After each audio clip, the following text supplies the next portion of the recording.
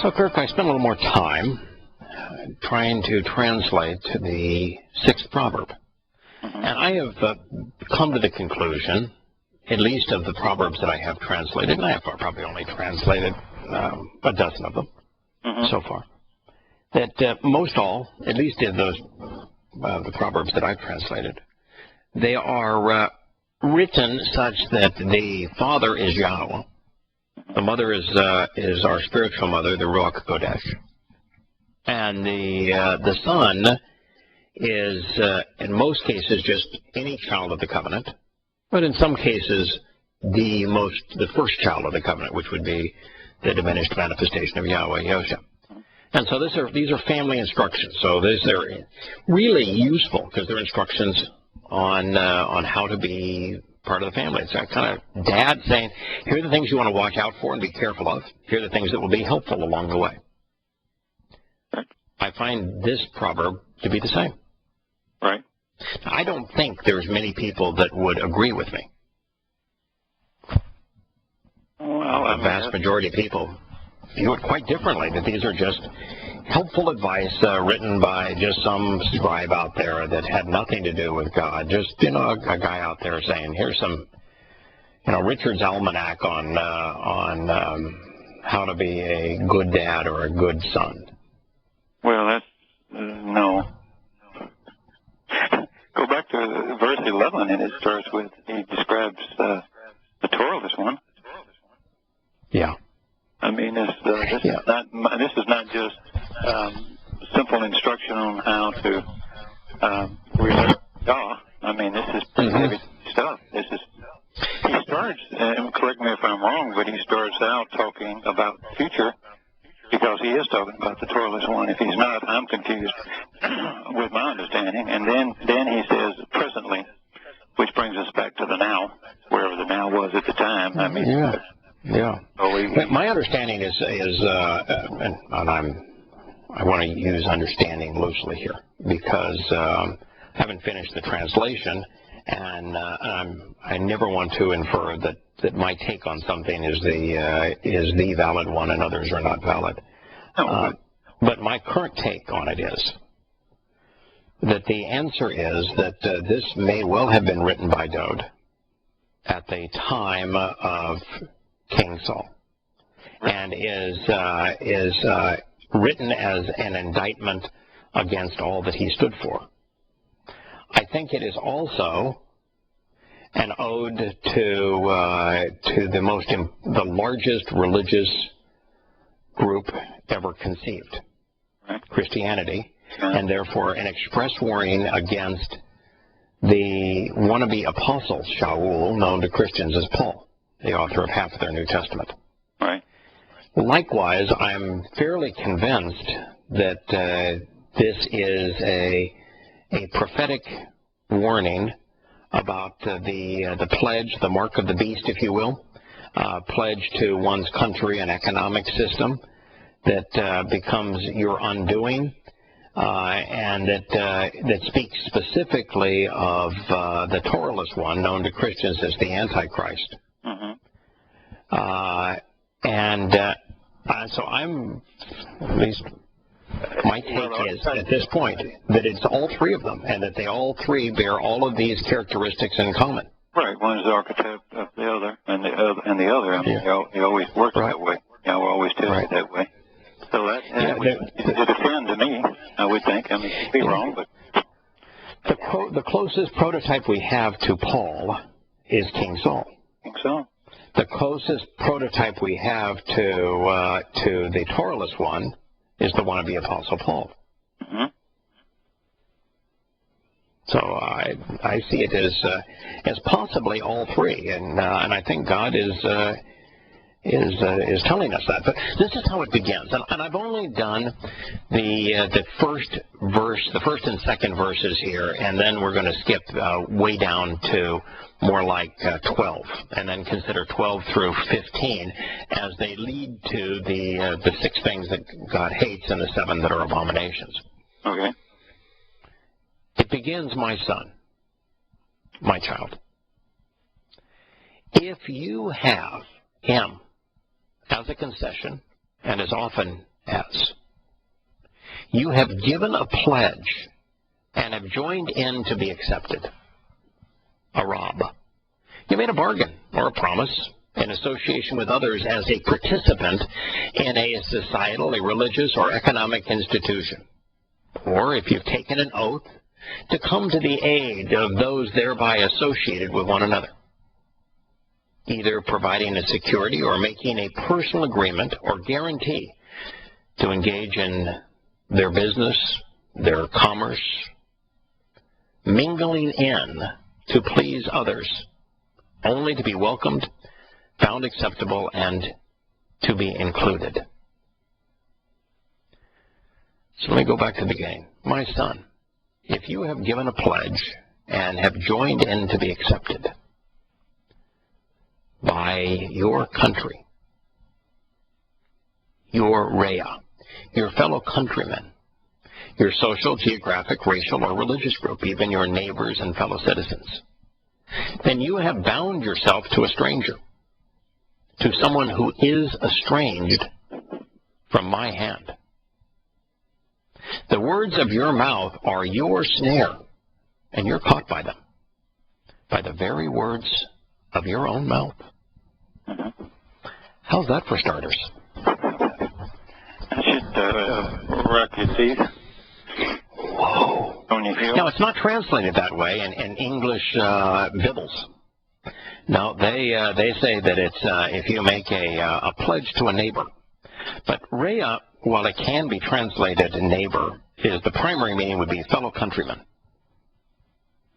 This is a pledge to your country, but pledge is only a small part of what Arab means. I mean, there's the word Arab. If you look it up in your lexicons, you'll find that its meanings are so broad and yet interconnected that they'll present the exact same word written exactly the same way 4 different times rather than having it, like they normally do. Here's the primary meaning, secondary meaning, third, tertiary meaning, and the fourth meaning of the word. They actually present Arab 4 different ways, 4 different times. But if you look at each of them, what you come to is, this is the Pledge of Allegiance. Yeah. This is, if you've made a pledge, and clearly Rhea is to your fellow citizens, to your countrymen, to your country, to your race, your religious group, even your neighbors and fellow citizens. If you made a pledge to join in and be accepted, I pledge allegiance. Yeah. If you made a bargain or a promise in associating with others, as a participant in any societal, religious, economic institution, or taken an oath to come to the aid of those thereby associated with one another, making a personal agreement or guarantee to engage in whatever it is that they're doing, their business, their commerce. In fact, engaging, if you make a guarantee to buy and sell. Now, this now talks about the last days in the market of the beast. Mingling in to please others, to be welcome, to be found acceptable, to be included with your country. Then you've bound yourself to a stranger. Yeah. To one is estranged from my hand, and the words of your mouth are your snare, and you're caught by them, the very words of your own mouth.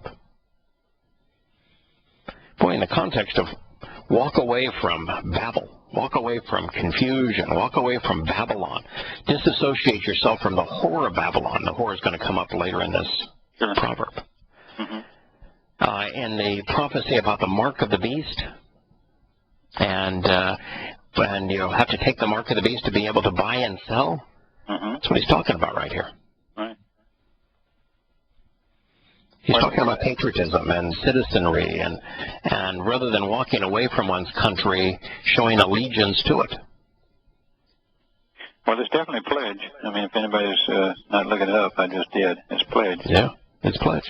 But look at all of the variations of Arab, the additional meanings, and talks about this going along to get along. That you're making promises, you're offering an oath for the purpose of fitting in, of being welcomed, for being accepted.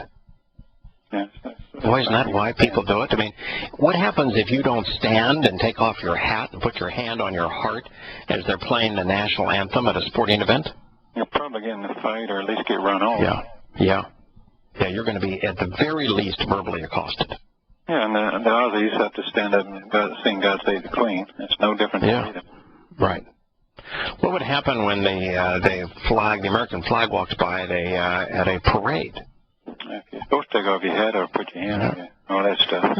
What if you run for public office and they ask you to put your hand on your bibble and your babble and swear an oath? Yeah, same thing in a courtroom. When you want to become a citizen of the United States and you come from another country, aren't you required to swear an oath of allegiance? Oh, yeah. They watched it on TV last night. Yeah, when you go through the Roman Catholic Catechism, don't you have to swear an oath of allegiance at the end to be accepted? I would assume so. I'd have to ask my wife. She grew up Catholic, so she knew. But I would assume so. Yeah. Or somebody has to let you. In Islam, for you to be considered a Muslim, you got to swear the oath of allegiance, where you acknowledge that Allah is God and Muhammad is his prophet. Every institution of man forces you to pledge to them. Oh, of course, the U.S. Army, the U.S. Air Force, the U.S. Marines, the U.S. Navy, all require you to swear an oath of allegiance to them. Absolutely. So he says here, if you swear an allegiance, make an oath to be accepted by a group, whether that group is a racial group, a societal group, a geographic group, or a religious group. You've been ensnared with your own words. You've made a deal with a stranger, with someone who is estranged from God. And your own words will do you in. Now, is that fair? Or has God given us any indication that we ought not do that, so that we can say, wait a minute, we weren't warned. Why would you tell us that we shouldn't do this? Oh, he told you from the start not to do this. He said, walk away. Right. Wasn't the first that you've got the stories of walking away. You've got in the garden they walked away from God and walked over there to Hasatan, and he confused them in misquoting Yahowah, quoting him out of context, and they were walked right out of fellowship, weren't they? And then you've got Noah choosing to walk away from the society that he was among, not to swear an oath to them, but instead to throw in his faith with Yahowah. Followed Yahowah's instructions, not society's instructions. And how that worked out for Noah versus those who hung with their societal institutions. And then you've got Abraham, walk out of Babel. Yeah. And then Moshe goes and gets them and says, let's walk out of here. Yeah, Moshe goes to Egypt, where God's constantly saying, I'm the one that liberated you from the crucible of Mitzrayim, from human oppression, religious, political, military, and economic oppression. And he says, let's walk out of here. Yeah, this ain't right. Yeah, so over and over and over and over. Over and over again, he's told that this is what you ought to do. What did he do with Lot? Let's walk out of here. Yeah, turn away, go. And don't turn back. Don't turn back, man. Turning back is going to be a bad thing. Just walk out of here. And so he's constantly told us that's what we ought to do, and here he's affirming it, that if you don't heed that advice, but you instead make a pledge of allegiance to your religion, to whatever institution, or you accept a branding for the expression of being able to buy and sell, for the purpose of being able to buy and sell, then your words are going to be your own trap. You're going to be ensnared by them. Well, let me add one. This is appropriate. One of the meanings for the same word for pledge is a crime, what causes one to become bound by ropes. Yeah, and you know what the basis of the English word religion is? It's based on the Latin, which means to rebind, and it's a ligament in Latin, and so as to the ligaments hold things together, bind things together. So to be bound again and again is the basis of the English word religion. Yeah, you can't. So it's not there's no way that can be a mistranslation. It's exactly no. Yeah, so what he's saying here is that you can choose, and if you choose to be bound to a human institution, then you're estranged from me. And that your pledge to be bound to this human institution will be the very trap that ensnares you. That's the start. Now I want to jump ahead, and that's 6:1 and 2. Let's jump ahead to Proverbs 6:12. It begins with this: a wicked and worthless, Yahowah, a vile and evil, a troublesome and abhorred, valueless, ungodly, destructive, and corrupt person. An unjust, false, evil, and vain, aon, egotistical, invalid, and unreliable man goes about with perverse and corrupt speech. All singular here. This man, this individual. It is very possible that the wicked and worthless person, the unjust, evil, and vain individual, is King Saul. More likely, because it's a better fit, the wannabe apostle Paul. But it's also indicative of the Torahless one, the Antichrist. Yeah, I'm just reading all the different translations, and quite frankly, most of the Bibles have it right, even. Yeah. Translated this word. So. Yep. And that those who are evil, those who are egotistical and invalid, pervert and corrupt with their words, with their mouth, with speech. And here the tactic that is used is perversion and corruption. What tactic did Hasatan use in the garden? Nothing but words. All he said is, did he really say that? Yeah. He perverted and corrupted Yahweh's testimony. That was the tactic. What did Paul use to create Christianity? The same thing.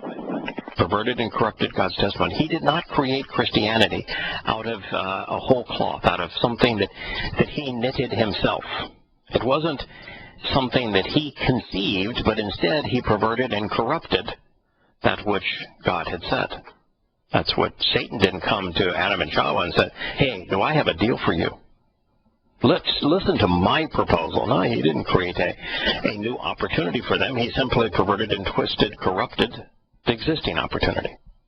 Well, doesn't that prove your point that words are more powerful than bullets and bombs?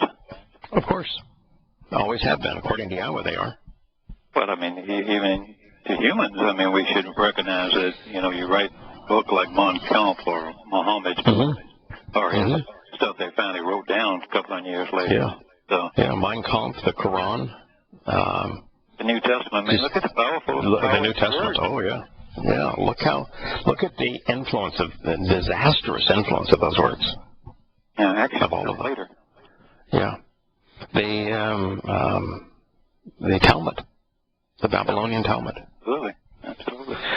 So, words, particularly the written word, because it has an enduring capacity to it, is the most deadly thing in the world. But the written word almost never occurs without first having been spoken.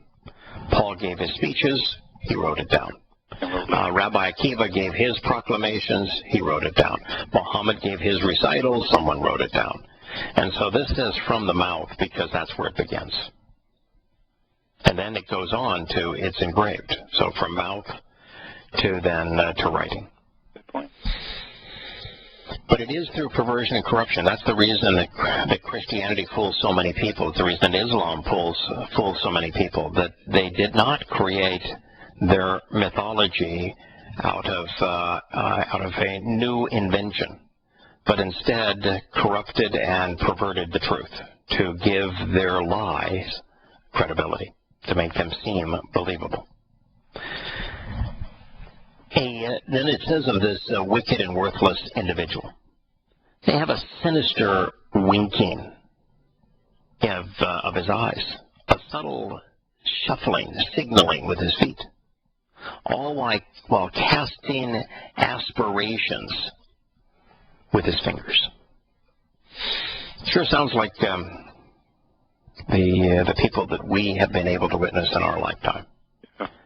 You know, George W. Bush, Barack Obama, this current pope. There's a sinister twinkling in their eyes, kind of a winking, and the way that they handle their face. And this word for the sinister winking is from karatz. It means to accuse maliciously, to chew up, to slander, and to denounce. These are eyes that are very telling. And eyes, ain also means perspective and understanding. And then a subtle signaling by shuffling. Malal is it's as equally valid being translated to communicate, to utter, as it is to be a verbal sign where you've got the waddling and shifting of the feet. You know, if you're a shifty individual, this is the indication of a shifty individual, shuffling their feet. You can't stand still. You're not firmly planted. You're shifting while casting aspirations with his fingers. And yara is the word for casting aspirations. It's while hurling destructive accusations which overturn valid teaching. You know, here this verb is yara. Yara is, you know, I didn't expect to see yara here because I've always just gone immediately to the third definition of yara, because Yahowah uses the third definition of yara to define Torah. Yara, the verb, is the basis of Torah. It means to teach, to guide, to instruct. But you do know that was the third? I didn't really know that until yesterday. But that's the third definition of yara. The primary definition of yara is to cast aspirations, to hurl destructive accusations, to overturn valid teaching. So yara has to be defined by its context. It goes on to say, with confusing and false perceptions, which invert reality in his heart. As part of his ambitions and motivations, he designs and inscribes, this would be rites, antagonistic schemes, without consideration of their consequence, which are evil in everything, continuously creating controversies and strife, as one who claims to be sent out as a messenger to do away with something that's important. Now, Kirk, I don't think you're going to find that translation in your handy Babel. No. But in this particular case, we have to eliminate King Saul, because King Saul didn't go out of his way to write schemes like this. No, he was. So we've moved beyond him, and I don't even know in this particular case if we can include the Torahless one, known as the Antichrist, in this, because I don't know what he's going to do in terms of inscribing antagonistic schemes, writing them down.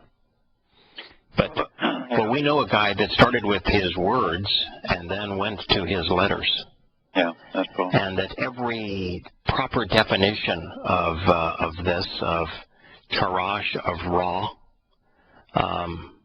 it speaks directly of madaim, speaks directly of they want to be apostle. Paul. Yeah. Wish I was more. It's pretty yeah, Kirk, we have Glenn, and I think he wants to make a comment on this. Hi, Glenn. Hi. Yeah, I don't know about that. It's casting aspersions. I wasn't going to say anything, but after about the seventh time, I think it's casting aspersions, vilifying, backbiting, putting other people down, that sort of thing. It's interesting. I mean, the train of thought, I don't think you'll ever get consensus on it for, on a widespread, but it could be there, But, it makes I think there's only 3 people in all of human history that this could be written about.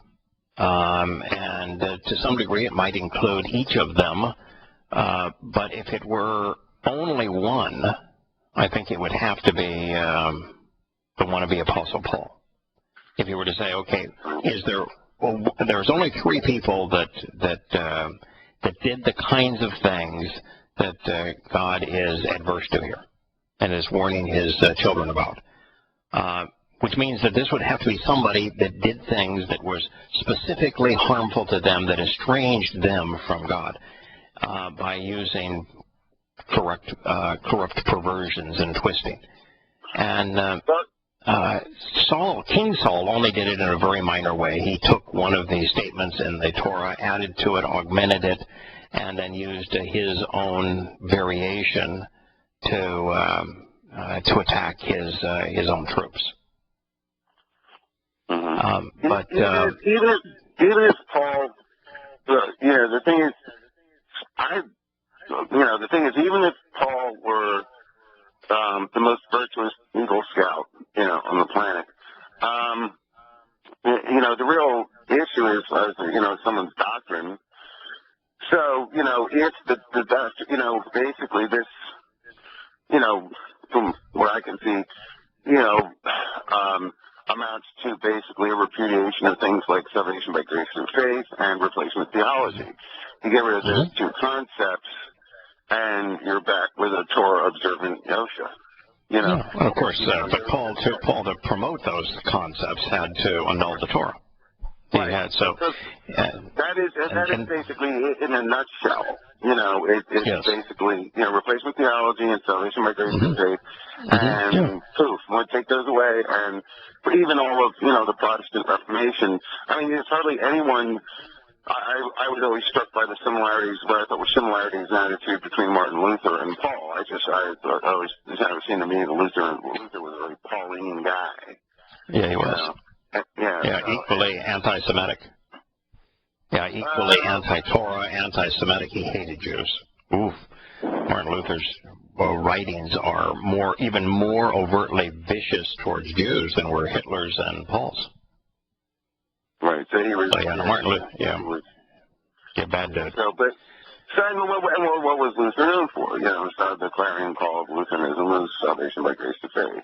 So if you take that away on the notion of replacement theology, you're well on your way to being back, towards being Torah observant as Yosha was. Because then you throw away Paul, turn your attention to Yosha, and you're back, you're back to where things were supposed to be. Yeah. Yeah, it seems so strikingly Paul, though, because with confusing and false perceptions which invert reality. I mean, that is exactly what Paul did. King Saul didn't do all that much as it relates to confusing and false perceptions which inverted reality. He didn't engage in irrational hallucinations and perverted myths which lead to annihilation. And that's from Hakchak, which is to overturn and overthrow, inverting and upending, changing by reversing, converting through confusion with catastrophic results.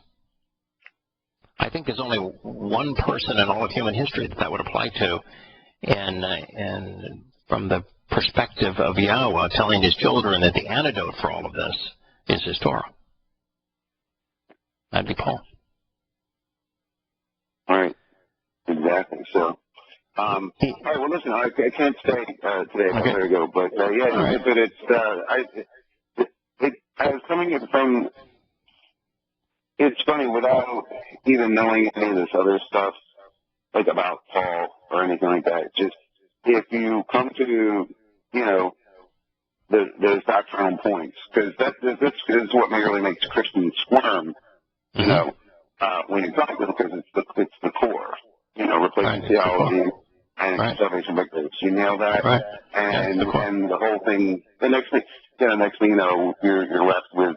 You take away Paul, and what do you have left? You know, basically have to go back to Yahowah. Yeah, and the Torah. And the Torah. Yeah, you got nothing left. You got no religion left.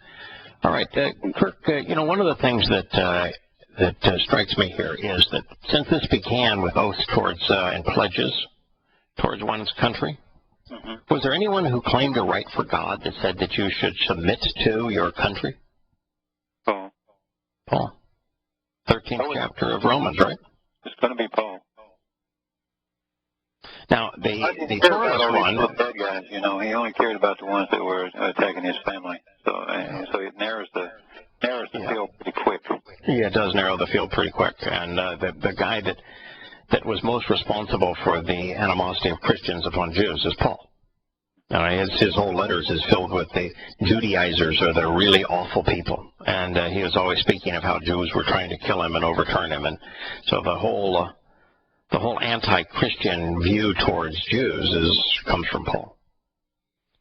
But Paul was the one guy, the only one. And everyone else says you should walk away and disassociate from your country. And Paul was the one that says, no, you should submit to your country. Yeah, that's why you have flags in churches. Yeah. Well, in fact, there's one of the homes in Ohio that are churches that I have to pass on the freeways right below one of these huge mosques right along the interstate. It's a gargantuan mosque. And the Baptist church that's right below it flies a flag that's got to be 20 feet tall and 40 feet long. You know, and it always has slogans that are unifying Americanism, patriotism, militarism, and Christianity. But anyway, Paul is the only one that would have done that. Now, to your statement, though, earlier on, the Torahless one, known as the Antichrist, the prototype for him is Paul, and he will do the same thing. He will say, you know, you either pledge your allegiance to me, or you won't be able to buy or sell. You will be excluded. And so the only way to be included in the society and religion to be accepted will be to pledge your allegiance to him. Hadrian and the Romans were the same thing. You either pledged your allegiance to them, or they saw to it that you were tortured. Roman Catholic Church, for all of its existence, did this. But who's Yahowah call out by name? Only one person. Yeah. Shaul. Yeah, only one person. So when you put this together, we're in all likelihood dealing with the one individual is Paul, and by implication, you can see King Shaul in this because of the fact that he's the prototype for Paul, and you can see the Antichrist in it because Paul is the prototype for him. So with confusing false perceptions which invert reality, this Hebrew word means irrational hallucination. Well, there's nothing more to Paul than what he said was irrational. In fact, Paul even admitted, I'm insane. Mm-hmm. And perverted myths. The mythology of the charis, the gratia, the charities, and the Greek religion. Perverted myths, which lead to annihilation. What did he overthrow? What did he invert? What did he upend? What did he change by reversing? He created his New Testament to reverse the testimony of what he called the Old Testament. He inverted and upended the Torah. Through confusion, you had to convert to his religion. The tool was confusion, Babel, with catastrophic results. And he devised and inscribed antagonistic schemes without consideration for their consequence. He engraved, he wrote down, wicked plans which conceal the truth, drawing lines in the sand whereby the ends justify the means, motivating many to remain silent for the sake of peace, meanwhile scheming to craft and implement clandestine and conspiratorial plots which cause some to be deaf and others to be silenced and unresponsive. Well, this sounds a lot like political correctness to me, doesn't it to you? Yeah. Yeah, absolutely. Keep people quiet so you're dumbed down so that you just go along where it becomes way too risky, painful, costly to stand up and be heard. So very few people are willing to even tell. It's very hard to fight City Hall. Yeah, and you won't even find people willing to listen to it because it's so contrary to political correctness. I've experienced that, yeah. Yeah. No, I don't want to talk about that. Go away. Yeah, go away. Yeah. And he says that the consequences, which are evil and adversarial, objectionable and wrong, depraved and perverse, malignant and miserable. It doesn't sound like God here is tolerant and accepting, does it?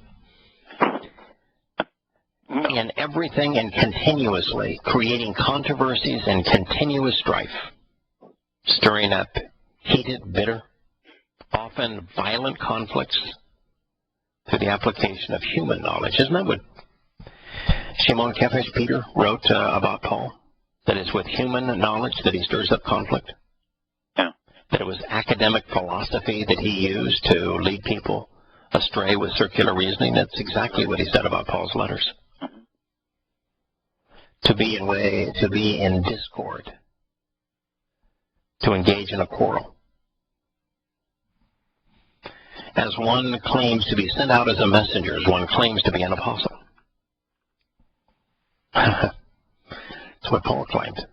That's why Yahowah in Revelation said, thank God you did not accept that false apostle.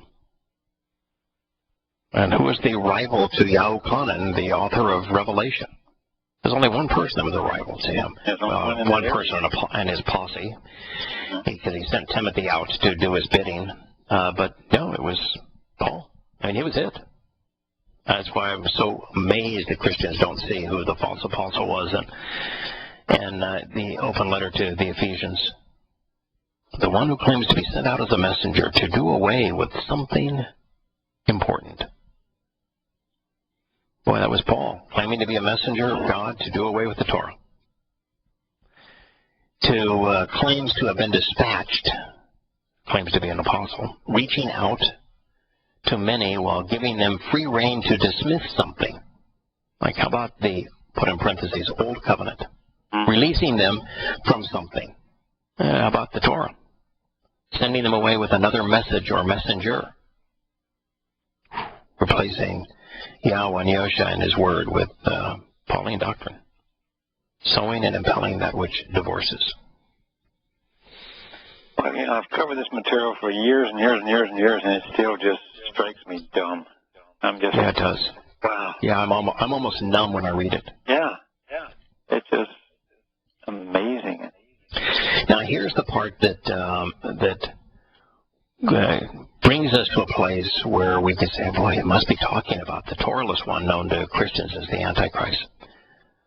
He says, upon this, therefore, suddenly, surprisingly, openly, albeit briefly, he will arrive with his destructive opposition and ruinous calamity.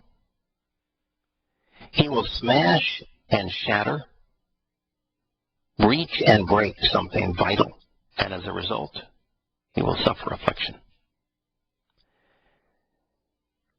It will happen in an instant, and there will be no remedy or cure. Now, the reason that most people might read this and say, well, that's speaking of the Torahless one known to Christians as the Antichrist, because he is going to be wounded and there will be no cure. But, initially when he's wounded, he'll come back to life, and then he'll be taken down again. What's really interesting here is the stem. I have never seen a stem that did a better job of helping us translate. The verb is shabar. And what the stem here is, because what you see is that, he in all the Babel translations, it says, he will be wounded and there will be no cure. But wounded is something that happens to him passively. And yet that's not what the stem conveys. It's the niphal stem. And this is what's really interesting. So we need to convey what the niphal stem reveals. The niphal stem reveals that this will actually occur because it's a counterpart to the call. and should be interpreted literally, and that the subject, which is this deceitful individual, will not only carry out the action of the verb, which means he will smash and scatter and he will breach and he will break something, but that he will also endure the action of the verb. He will receive the action of the verb, which means as a result, he's going to suffer affliction. He's going to estrange and be estranged. He's going to induce suffering, and he will suffer. Yeah. He is going to be destroyed, but he will also destroy. He will grieve and cause grieving. He will break the Torah to pieces and thus be broken. He will maim and be maimed. He will alienate and estrange and be alienated and estranged. He will be bought, and he will sell out. He will interpret and exasperate, and he will be interpreted and will annoy. So the niffle stem reveals that the action of the verb, smashing, scattering, breaching, breaking, have to both be perpetrated by this individual and to be endured by him. You ever heard of a stem having that kind of influence over your translation? You can't pick one side. It has to be both ways. Yeah, because usually it's action to something, or this verb is towards that object, or the noun or something. So yeah. So think of this. Paul perpetrated this argument against the disciples, against Yahushua, against Yahowah, against his Torah, against his covenant. And he brought this argument which broke these things, shattered them, breached them. And as a result of that, he was broken. He was shattered. He was grieved. What was his last letter? It's the third letter to Timothy, right? all of them is lost. Everyone has left me, save you. Everyone has left me. I've got nothing. I mean, it's just him wallowing in his own pity. I got nothing. Not anyone believes me anymore. Everyone has left me. Everyone has deserted me. Shame they didn't burn all his letters. Can you imagine how different The world would be? the book of Luke and Acts would have looked had Luke written it at this time rather than prior to this time? Because Luke was one of Paul's proteges, and then Luke, along with everybody else, came to realize the truth, but it was too late. He'd already published his propaganda piece in Acts on behalf of Paul. Funny he wouldn't have done a rewrite. Well, probably did. But what would the Christian church do with the rewrite? They would have burned it. Yeah. Oh, of course. Absolutely. So here you have, by the way, there's the Barnabas, who was his pal, his first pal. That's the one he went up to to Jerusalem with, and the first thing Barnabas does on the way out of Jerusalem with Paul is to say, "Hey, I'm out of here. I got nothing to do with you. You are the problem." There is a what they call a gospel, but a book attributed to Barnabas that dates back to about the 4th century, and in it, the principal claim of the book is that Paul is a false apostle and false prophet. Really? I've never read it, but I've heard of it. Yeah, that's the primary claim of the book, is that Paul is a false prophet and a false apostle, and that there was no bodily resurrection. Wow. Very good. Whoever wrote it. Whoever wrote it knew the truth. But here you think of the Antichrist. He's going to be wounded, and initially he is cured. There will be no long-term cure. But in terms of the way this is written, this says that this is an individual who is going to scatter. Scatter from whom? Well, it's Yahowah speaking. Mm-hmm. That he's going to breach. Breach what? Well, there's only one agreement to breach. That would be the covenant. That he's going to break something. What did he break? He broke the Torah part. And that as a result, he is going to be scattered. That as a result, he is going to suffer and will be afflicted, be estranged. Yeah, it's exactly what Paul did, and it's the fate of those who believe Paul. That's why it's written, in broad base. Yahowah would have no reason to write a letter to Paul. Paul wouldn't be his child. He's writing to us about Paul, to understand that this is the consequence of this man, that this man, in fact, is responsible. He's holding him accountable, and it's quid pro quo. What he did is being done to him. So if you follow along and you accept what he did, creating the religion of Christianity, then this is what's going to be done to you as a consequence. After you wrote a question in Paul, how long was it before you realized that Paul is everywhere? Yahowah is just everywhere. He's telling you this about Paul. Well, the first place was that I began to realize that at least on a dozen or more occasions that Yahowah had specifically targeted Shaul Paul and had brought him to our attention and told us how awful he was.